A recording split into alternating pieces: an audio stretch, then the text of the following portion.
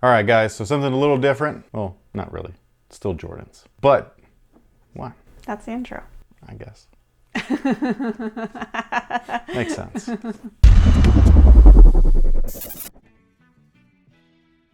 Yo, what's good, guys? My name's Chris. Welcome back to the official WearTesters.com YouTube channel. Today, we got a detailed look at an old release that I feel is one of, if not the most underrated Air Jordan of all time. And by Air Jordan, I don't mean any of the team shoes. I don't mean the pro shoes. I don't mean Eddie Jones shoes or Vin Baker shoes, any of the Trunners, none of that stuff. I'm talking about from 1 to, what are we on now? 36. From 1 through 36, this right here, I feel like is one of the most underrated of all time. Excellent. This is actually from the early days of YouTube as well. Not too early, but kind of early. So we had, after the 23, no more numbered Jordans for a few years. If you see the brand's marketing or whatever, or when they do like their whole lineup of their, flagship models, these shoes are included in them. So these are basically numbered Jordans, just they're not. It's so weird how the brand was just like, just kidding, we up. But anyways, from 2009, that was the 24. 2010 would be the 25. These guys right here would be the 26s. So it's 10 years old. These are still wearable. They're in perfect shape. They're beautiful. This, my friends, is the Air Jordan 2011. This is just the pinnacle of displaying your shoes to your consumer. This and the next version, the 2012s, if you guys remember those, they came in the tiered boxes, at least if you got the major deluxe version. This right here is just what every pair of these came like. This was actually on Nike ID too. Not this colorway, but like the model itself. So it's so weird how different things are right now. It's just 10 years removed. But look at this, man. Isn't that gorgeous presentation? I think so. Oh man, I thought these were back in the bags. I used them in a video. You did. I did. For What the video? 13. Oh yeah, that's right. Obsidians. Okay, well, these guys I did have back in the bags, but now they're not in here. But anyways, they came in baggies, and basically it was to choose your flight, which is what it says right here on the box. Okay, choose your flight. And what you had here were two different insoles. You had the Be Quick, and then you had the Be Explosive.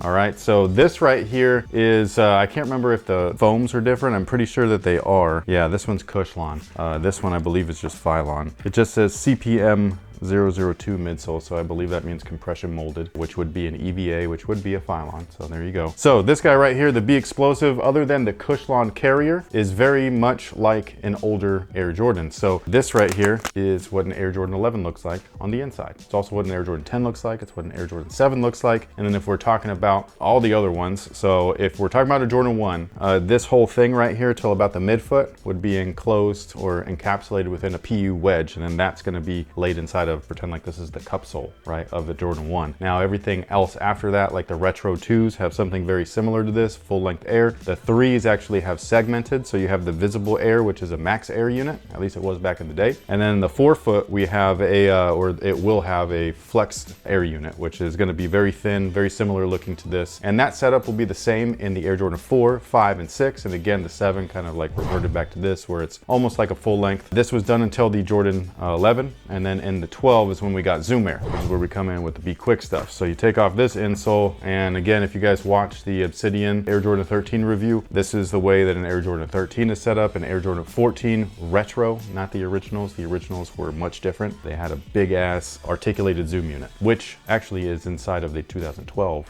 but it's a different articulated zoom that's full of little tiny zoom units, and it's not quite the same. But anyways, we got this in the Jordan 15.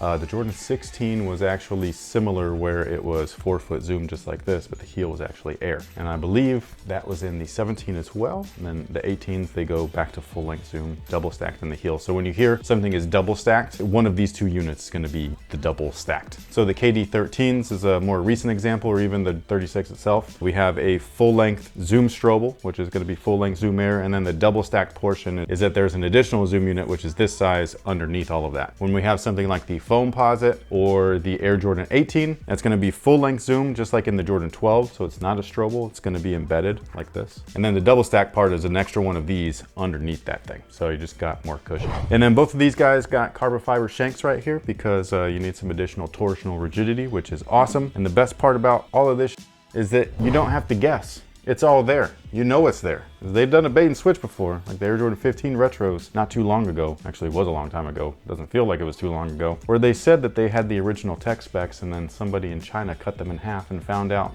that they don't.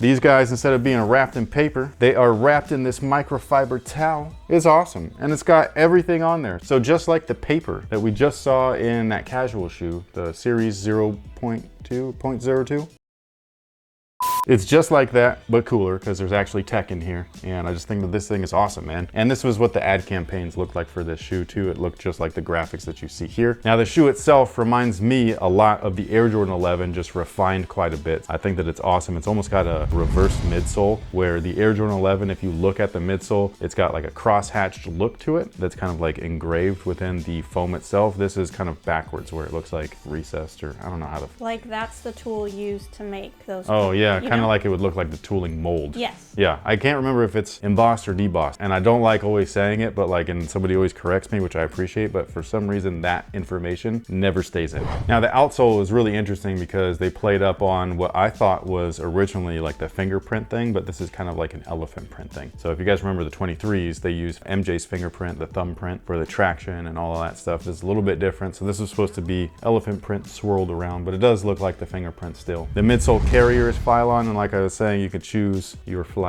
I think the following year they had 3 options. So the 2012s had that, and then they also had the option for the booty to be changed out. So you had a low cut booty like this, then you had a weird looking high cut one with a strap on it. Those were not like a great looking shoe, but again, the stuff that they packed in here, like all the weird that they thought about and presented to you, was cool. The upper is gorgeous. Most of this is like a cheaper kind of like thin cut leather, like the white sections and everything, but this overlay, the giant piece right here with the weird graphic pressed into it, that's a really nice Italian leather that is actually got a patina finish to it. So this is going to age very differently for everybody depending on how you wear it. So it'll darken up and get a little like oily looking, and it'll do that for all of the colorways that have the leather and not the patent leather. And then one of the most interesting things that they did to these that most people will just overlook and stuff like that is actually the branding right there. Okay, the logo, it's on the tongue too. It's a little bit different on each. One's got 23, one's got the Jumpman, but the Jumpman on the heels is gigantic.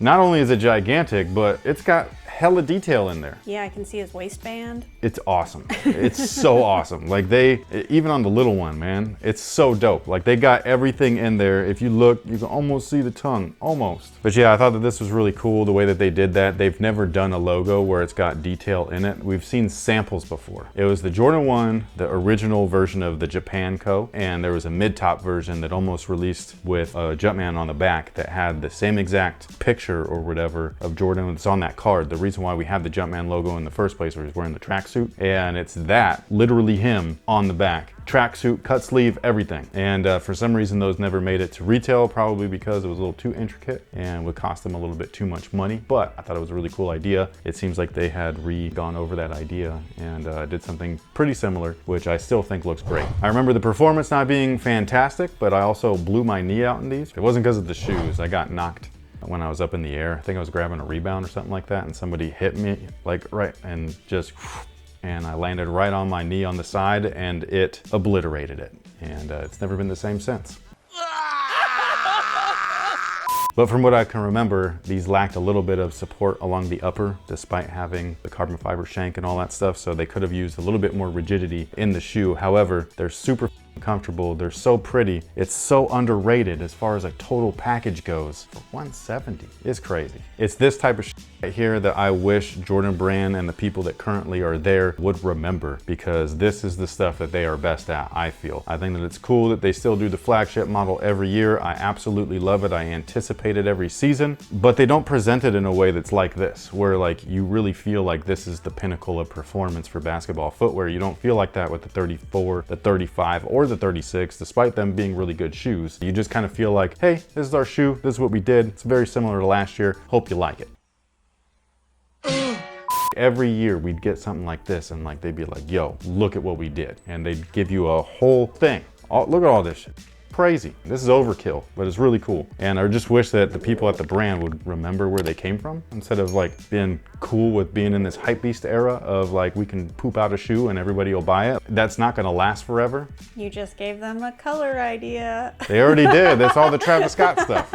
It's not me, you know? So, they already been releasing turds. Anyways, if you are looking for these on the secondary market, which is where I got them from, so not all resale is bad. Resale is needed to keep this going so that you can find stuff that you wanted or missed out on or used to have, whatever. But if you were still looking for a pair or wanted to cop another one, going true to size is what I would recommend wholeheartedly. They fit perfect. And with that being said, thank you so much for watching. Thanks for all the support. Let me know what you think about these down below in the comment section. Do you remember the Air Jordan 2011? Do you not? Is this your first time being like, what the is that? Because I know some people will do that. And that's okay if that's you. Hopefully you learned some things. Also, if you've been messing with us since then, I hope that this video is way better than the original one. It better be. I think I rambled just as much, but I'm sure it was put together a little bit like slicker.